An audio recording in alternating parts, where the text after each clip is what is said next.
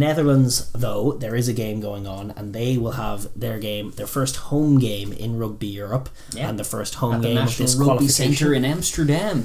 It's going to be a new rugby venue for some of these things. The centre of rugby in Amsterdam. I love it. They're hosting Portugal on Saturday 10th again. This is a 2 p.m. kickoff local time. Clashes with the Wales-Argentina game, which is not ideal, folks. Not stupid, ideal. But it is broadcast for free on rugbyeurope.tv and rugbyeurope.eu, I should say. But those games are also available to watch on demand once they're out as well, finished, which is good. Which is a great service. So even if it clashes, you can watch it later on when it's not clashing. Or you can do what I do and get the old dual screen going. 6 screens going. The quad box. All of that stuff. I love it. I get dizzy. But yeah, you could get that going as well. This is a big game, both sides are going to fancy having a cut at the World Cup qualification. The Dutch are on a free roll basically, but why not? They looked, what I will say for them is against away in Georgia, they looked strong enough to play the Georgians for at least the first half. They looked athletic. That try they grabbed that silenced the crowd was an absolute humdinger, wasn't it? Coast to coast at speed, lovely offload line hit by a physical looking winger. A winger not dissimilar to your what's your man's name who played for Scotland? Tim Visser, physical, rangy, but also fast and powerful. Absolutely. No, they it's fun to see actually. They're big and strong and not dissimilar to the Safas, because the Afrikaans folk in Safa are Dutch descended, and they're big and they're strong and they're athletic and definitely they could be ones for the future if they keep looking this good. An interest in rugby and keep going. This as well stylistically is a great matchup because Portugal have been the MVPs, as albeit Georgia Grand Slam champions. Again, we are going to mention in this segment, we keep forgetting, congrats to Georgia, they won it before. But Portugal have been the MVPs this year in terms of just hitting the ground running in World Cup qualification mode. This year and next year, as we said, are the qualification process for Europe for the World Cup, and Portugal have just been fantastic. They have played with such a flair, such a tempo, with a backline that is just scintillating, halfbacks that move the pill, a fullback that's dangerous and links up, wingers that'll take tries all day, and it seems like we're teeing up, if the weather holds, which I think it's set to, I think we could be in for an absolute cracker of a game. A shootout potentially in Amsterdam, which is awesome to see. But you're right, Portugal, classy players all over. Samuel Marrakesh at scrum half looks just an unreal player, and it's crazy that he isn't playing for Leinster.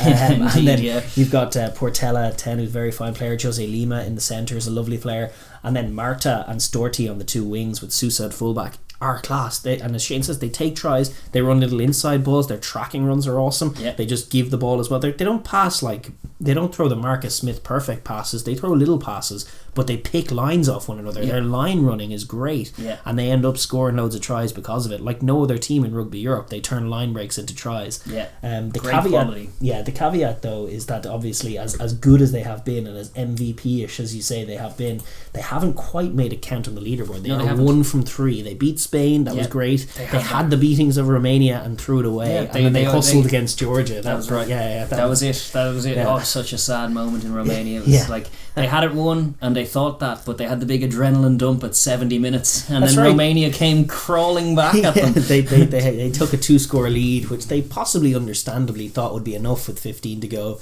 but all the bench came in, they jumped up and down, everyone was like and then it's like oh wait, it's still going on.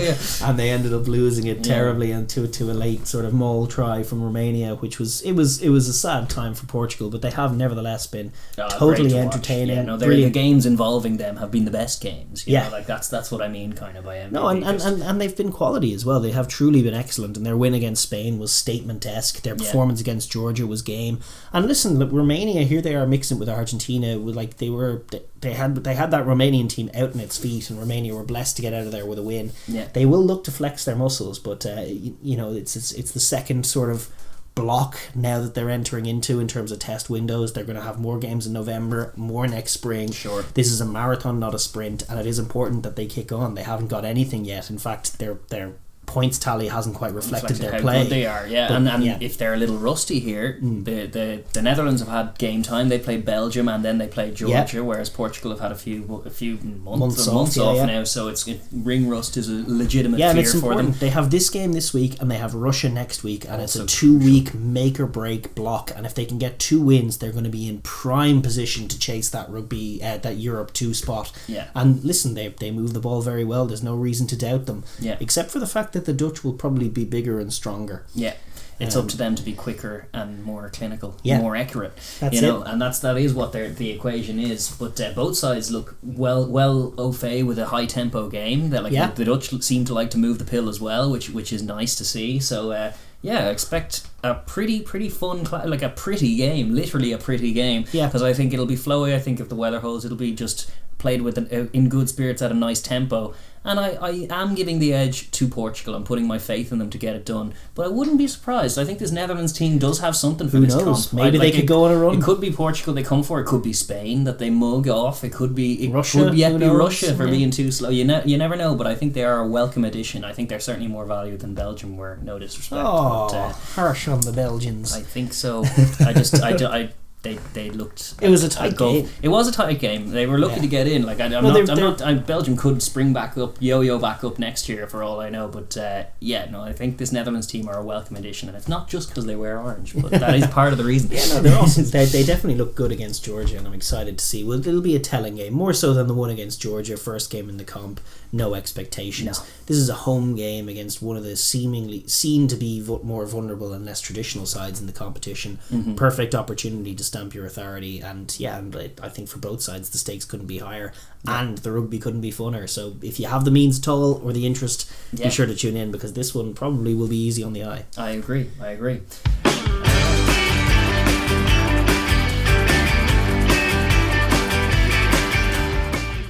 Thank you very much for watching that video. If you're new here, please like and subscribe for more content, and leave a comment down below as well, because we really enjoy the chat and hearing your views. Thank you.